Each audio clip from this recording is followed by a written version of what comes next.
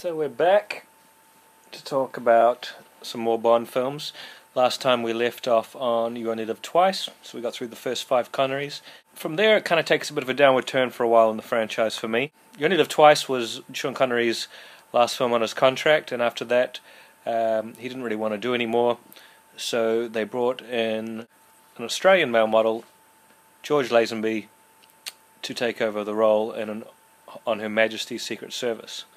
On Her Majesty's Secret Service is a pretty elaborate Bond film, and there's a lot of stuff going on, and George Lazenby is just not Bond. He's not up to the task.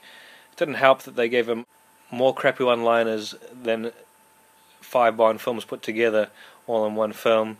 His fight scenes looked terrible. He had these huge swinging uppercuts, which just looked ridiculous. None of this is really his fault. He was kind of just thrown in the deep end because they thought he had the right look. He did better than, I guess, one could expect from someone with so little experience, but really he shouldn't have been in the position in the first place. The film itself gets a lot of people who really like it. I always think that's more just people who like to go against the grain and like to, over the years have liked to go for that film, that underdog film. That got dismissed because it's really not very good. It's all over the place. It's very bitsy. Has the most ridiculous scene up in the mountains with this hypnotic love cavern straight out of Austin Powers. But it does have some really beautiful cinematography, some great scenes, chase scenes in the snow, on skis, some beautiful scenery shot, and the ending. The climactic ending is pretty good from the last 20-30 minutes, but on a whole it just feels very bitsy, stop and start, this part and then we have a little break and then this part.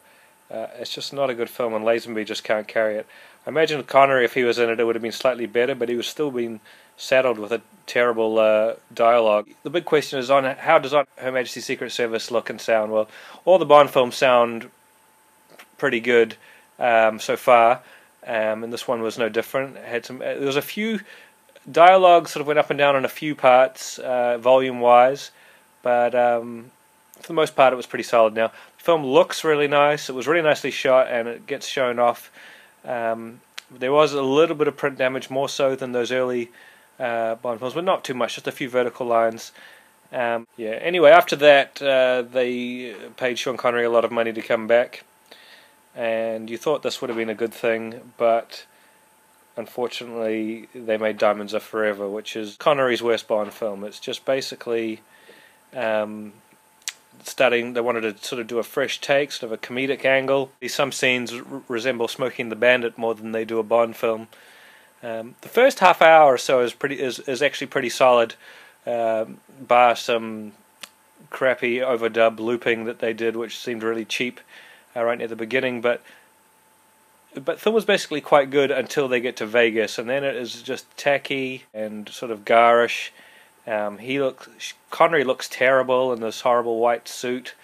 He does not look sophisticated or suave, and also just physically he looked terrible. In a few years it looks like he aged 20. He actually looked better in Never Say Never Again, filmed 10 or so years later, than he does in Diamonds Are Forever.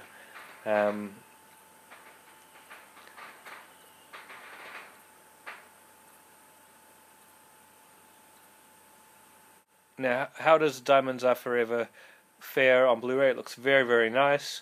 The scenes in Vegas look very bright, lots of bright colours. The film has never looked better. I still had fun watching it for how bad it is. Compared to what's come before, it's really terrible. So you'll see at the roundup we have at the end of the series where it's going to lie in the Bond rankings with me, but it's going to be pretty low. The film sounds fine. And a reminder, all of these have the same extras that they had on the 2-disc Ultimate DVD collections. After Diamonds Are Forever is finished, they bring in Roger Moore, who I believe was originally Ian Fleming's first choice as Bond, but he was tied up with The Saint. He's actually a year or so older than Sean Connery, but he has a very youthful look, so he came in like a fresh-faced Bond, sort of a different style. Roger Moore is a very good Bond himself. It's unfortunately he was just saddled with a lot of crappy films. Live and Let Die is his first film. Looks really nice. It's never looked good on DVD. Looks pretty nice on this. I can't remember seeing any print damage. There may have been, but solid transfer. Dialogue sort of up and down in volume here and there, and a few things were hard to hear. I think the dialogue is a little bit too low in the mix in general.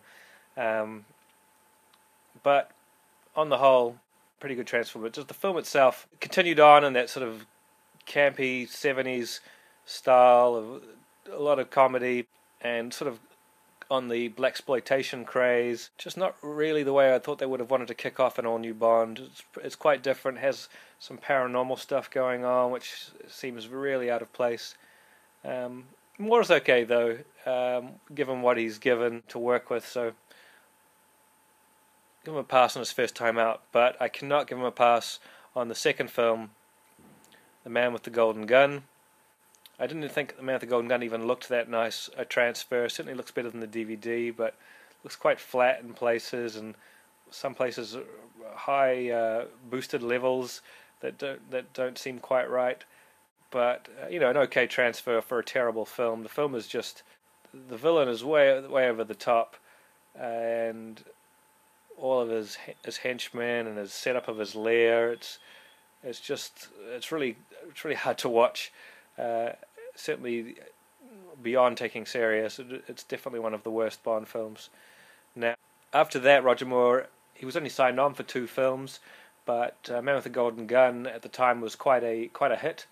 I can imagine appealing to crowds back then, but it just certainly hasn't aged well as, say, the timeless early Connery ones, which are still excellent today.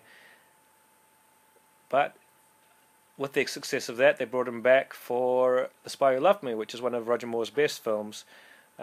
Starts off really strong, lots of great use of locations. You think it's all going well, but then those silly comedic goofball sort of parts come in, especially with this famous Bond villain called Jaws, who's just sort of tonally completely out of place. But the film is still solid. Get a little bit over the top at the end, but much better effort, and looks stunning. Actually, the HD transfer looks really good, and you can really pick out a lot of the cheesy special effects. Especially, you have a look at the pyramid backdrop, and one of the earlier scenes, and also near the end, a lot of the wooden models used for people in the burning boat. But it's a fun film to watch, you know. After you've seen a couple of Roger Moore films, you're ready to see Spy Who Loved Me, because you know, you're not comparing it so directly with the really good early Connery films. But Spy Who Loved Me is a lot of fun. Moonraker sort of picks up on the same vibe as Spy Who Loved Me for the first half hour, 3/4 of an hour, so it's actually got a really solid Bond build-up, and it's quite dark in places. But then they bring back Jaws, and the comedy goofball stuff is just even more over the top, to the point of just ridiculousness. And then it leads to a way over the top space battle, which is nicely made. I think it was made by Douglas Trumbull. It looks nice, but it's just too ridiculous. They seem to be cashing in on crazes of the time, like Star Wars, and earlier with blaxploitation, rather than just sort of being the league leaders, being Bond. But yeah, Moonraker gets a lot of grief, but it is quite a fun film to watch. It's just very, very flawed. The transfer on Moonraker looks excellent, especially the outdoor shots. So that's another 6 Bond films I've tracked through on the set. Transfers are all good to great, with the worst one being Man with the Golden Gun so far in this block of 6. And next up we're going to follow up with Roger Moore's best film, For Your Eyes Only, his only serious Bond film. So looking forward to talking about that when we come back. Thank you.